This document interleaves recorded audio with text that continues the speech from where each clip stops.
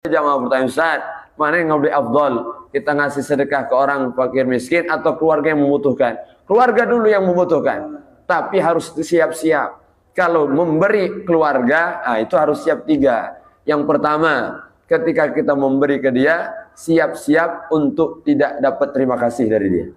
Siap-siap. Kalau ngasih orang, biasa, mau kasih, wallah, aku lah dikasih, mau kasih ini, didoakan dulu. Kalau ngasih keluarga, senyum lagi, tidak gitu. Ngasihlah bagus, ya Allah, senyum lagi, ngelengos masih. Padahal kita niat baik, harus siap-siap kita menguji keimanan kita, menguji keikhlasan kita. Tapi yang terbaik tetaplah kepada keluarga. Jadi berikan yang terbaik untuk mereka. Pertama, siap-siap. Kita tidak diberi terima kasih, tidak masalah. Setiap kebaikan kita, jangan kita mengharap orang lain akan berbuat baik juga. Kalau kita mengharap kebaikan dia, maka kita akan kecewa. Kecewa kita.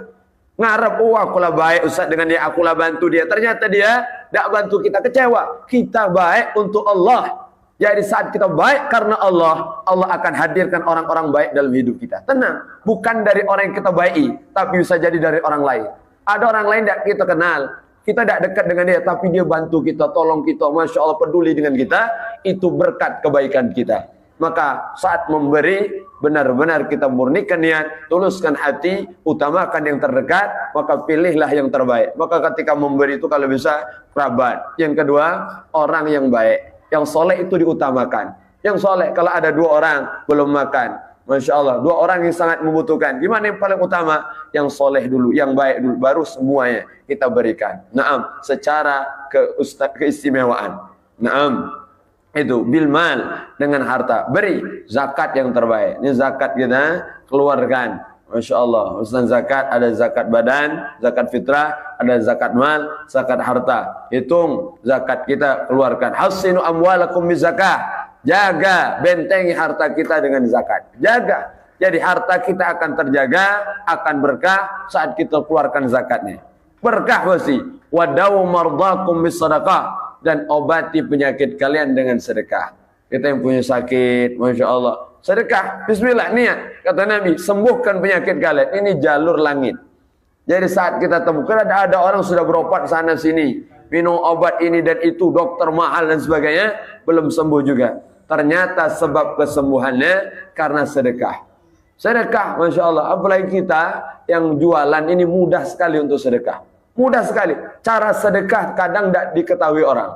Kalau kita tidak jualan, kadang sedekah itu harus ngasih duit.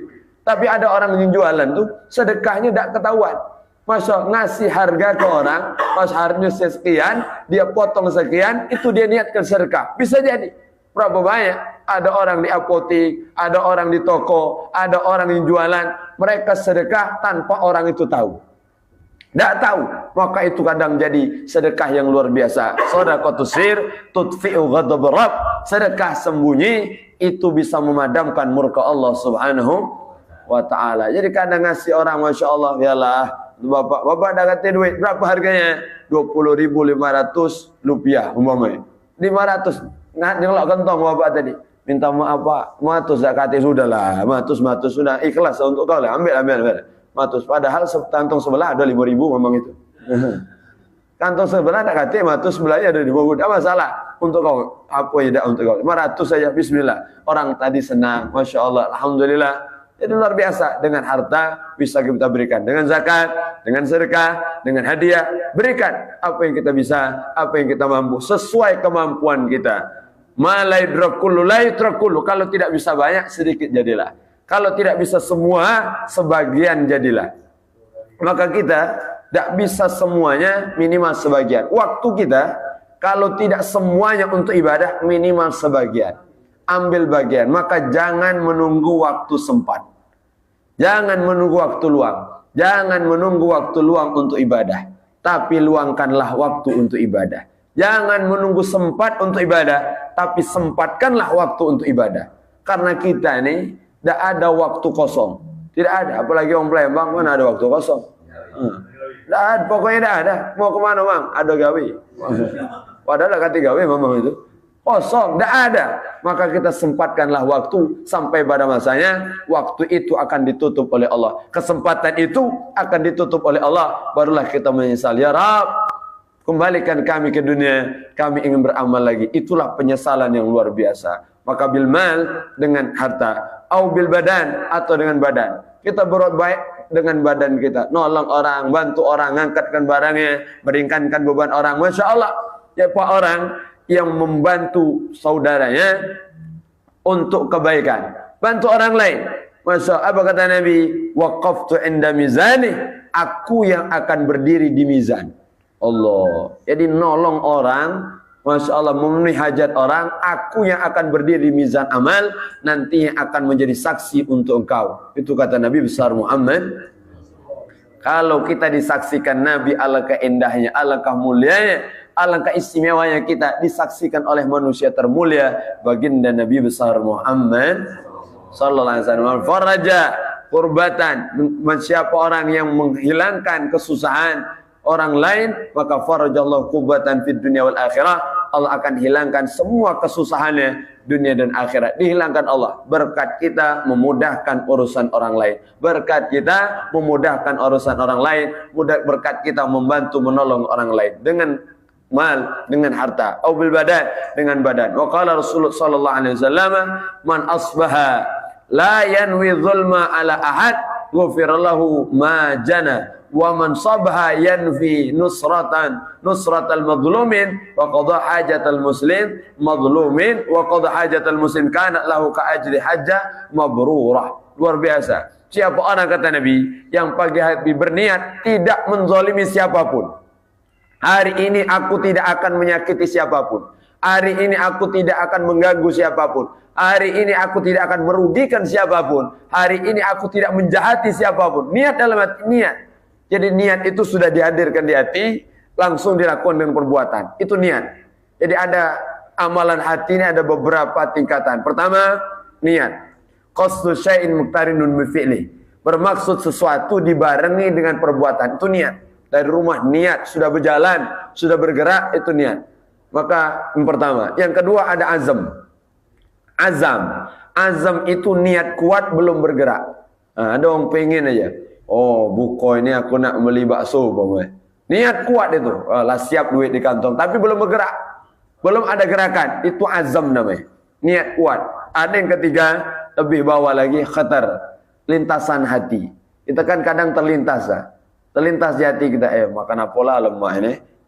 Dalam hati kita, ini nggak mau minum es, es ini baik kayak buko ini. Baru terlintas, belum duit belum bawa. Belum ada persiapan, belum ada apapun, belum ada gerakan, itu baru khatar aja. Lintasan-lintasan hati.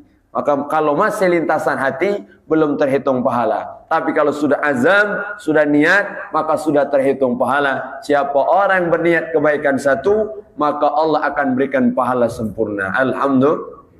Satu kebaikan untuknya. Ghafiralahu, Allah akan ampunkan segala dosanya saat dia berniat tidak menyakiti, tidak menzalimi, tidak berbuat jahat kepada orang. Wa man asbaha, siapa orang yang pagi hari yanwi nusratal madlum, membantu orang yang terzalimi, orang tersakiti, orang yang sedang dalam kondisi susah, dia bantu, niat di hatinya. Masya Allah, hajatal muslim wa qada hajatal muslim, dia memenuhi kebutuhan orang-orang muslim, dia bantu sesama, niat aja. Maka setiap gerak-gerik kita, jadikan perjalanan ini untuk menolong orang lain. Maka masyaallah hadirin wal mustami'in rahimakumullah, hadirin dan pendengar semua dimanapun berada, yang mendengar suara ini, jangan sampai perjalanan kita dari rumah, kemanapun kita pergi, tidak ada niat mau nolong orang. Niat aja dulu penting. Aku di jalan mau nolong orang. Tidak tahu kita di jalan banyak kejadian, ada orang jatuh, kita mau tolong. Ada orang kepleset, kita mau bantu. Ada orang tua mau nyebrang, kita tolong dia. Niat aja dulu. Niat. Maka saat kita berniat nolong orang, maka saat itu pula kita tercatat perjalanan itu dalam ibadah. Alhamdulillah. Maka di jalan. Maka jangan sampai ada niat-niat yang jelek. Niat dari rumah nak buat jahat. Na'udzubillah. Na'udzubillah. Aku nak datang ke masjid bilah. Kalau ada sendal bagus di sana. Na'udzubillah. Ada niat jahat itu. Masya Allah. Tapi kadang di tengah jalan berubah niatnya. Jadi niatnya yang baik. Tidak ada yang tahu kita. Maka niat jahat. Sebut Sayyidina Umar bin Khattab. Niat dari rumah. Mau menyakiti, mau membunuh baginda Nabi besar Muhammad. Tapi ternyata Allah rubah niatnya. Allah rubah. Jadi manusia paling mencintai Nabi Muhammad. Yang menolong Nabi Muhammad. Berjuang untuk Nabi Muhammad. Tidak ada yang tahu niat kita. Masya Allah, maka ini soal niat, tidak ada yang tahu di antara kita. Niat, maka penting hadirkan niat yang baik. Setiap gerak-gerik kita niat, ya Allah, aku mau nolong orang, aku mau bantu orang, aku mau memudahkan urusan orang. Niat dalam hati, penting niat aju. Man fataha ala nafsi niat as-salihah. Siapa yang membuka dalam dirinya satu niat yang baik, fatahallahu lahu sab'ina baban min abwabi taufik. Allah akan bantu dia, Allah bukakan dia 70 pintu kekuatan, kemudahan baginya. Allah. Jadi saat kita niat baik, Allah tolong dan Allah bantu kita. Tenang aja. Urusan kita Allah yang urus. Urusan kita sekarang bagaimana caranya menolong dan memudahkan orang lain. Kana lahu ka ajri hajjah mabrurah. Ini seperti dapat haji mabrur. Masya Allah. Haji mabrur. Bukan main-main. Haji mabrur. Masya Allah. Allah sembunyikan di antara kita siapa yang dapat haji mabrur. Allah sembunyikan siapa yang dapat doa mustajab. Allah sembunyikan siapa yang dapat solat wusta. Allah sembunyikan siapa yang dapat malam Lailatul Qadar. Semua disembunyikan Allah. Solat tidak ada yang tahu. Apa hikmahnya? Agar kita terus berjuang, agar kita terus semangat, agar kita terus mengharap kepada Allah, agar kita tidak merasa bangga, tidak merasa ujub, tidak merasa sombong telah melakukan kebaikan. Itu hikmahnya. Terus kita. Salat wusta ada yang tahu, ada yang katakan salat asar, ada yang katakan salat isya. Salat wusta, salat paling istimewa. Hafizu ala salawati was salatil wusta wa qumu lillahi qanitin. Salat wusta istimewa. Masya Allah. Maka banyak mendapat para ulama. Salah satu yang paling berpendapat adalah waktu asar. Salat asar ini. Masya Allah. Karena Allah jadikan sumpah dalam Al-Quran. Wal asr. Waktu asar. Salat asar. Masya Allah. Jadi luar biasa. Maka Allah sembunyikan. Lailatul Qadar Allah sembunyikan. Tidak ada yang tahu. Kita bisa dapat kemuliaan Lailatul Qadar. Dan kita tidak bisa tahu tandanya. Fisik kita tidak ada yang berubah. Jadi jangan ngarap habis dapat Lailatul Qadar. Katanya Ustaz. Kalau dapat Lailatul Qadar itu mukanya bercahaya. Mana ada? Ustaz aku dapat malam Lailatul Qadar. Aku tandai mukaku mau merah. Oh, minta maaf itu bukan Lailatul Qadar, itu sakit gambak itu. Cepat ke dokter nanti. Masya Allah. Tidak ada tandanya. Kita bisa jadi yang malam hari bangun istighfar minta ampun kepada Allah, mendapat kemuliaan Lailatul Qadar. Tidak hanya didapat Lailatul Qadar itu di masjid. Lailatul Qadar tidak hanya didapat untuk orang yang baca Quran, tapi bisa jadi Allah berikan malam Lailatul Qadar untuk mereka yang menolong memudahkan urusan orang. Ada malam itu dia tidak sempat sholat tahajud, tapi malam itu dia nolong orang tuanya. Ada yang malam itu tidak sempat baca Quran, ternyata malam itu dia memenuhi hajat orang, mengabulkan hajat orang, memudahkan urusan orang. Ini juga orang yang layak dapat kemuliaan Lailatul Qadar. Dapat kemuliaan. Maka bukan hanya di masjid, kita yang bisa di masjid, alhamdulillah. Yang bisa di masjid, cari amalan-amalan lain. Setiap malam makanya kalau bisa jangan lupa sedekah. Sholat yang wajib kita jaga. Sholat isya jamaah, kalau bisa tarawih, witir, dan tutup dengan sholat subuh jamaah.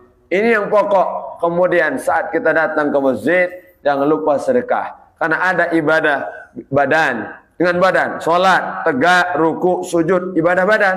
Masya Allah. Ada ibadah lisan dengan zikir. Bisa dengan zikir. Walaupun kita masih di toko, di perjalanan, karena macet dan sebagainya. Lisan kita terus berzikir. Sampai rumah ladalu, tapi kami habiskan waktu kami untuk zikir. Tuh, subhanallah, alhamdulillah, wa la ilaha illallah, Allah akbar, la ilaha illallah, subhanallah, la ilaha illallah, la hawla wal quwwata illa billah. Zikir terus. Masya Allah. Zikir manapun boleh kita baca. Zikir apapun.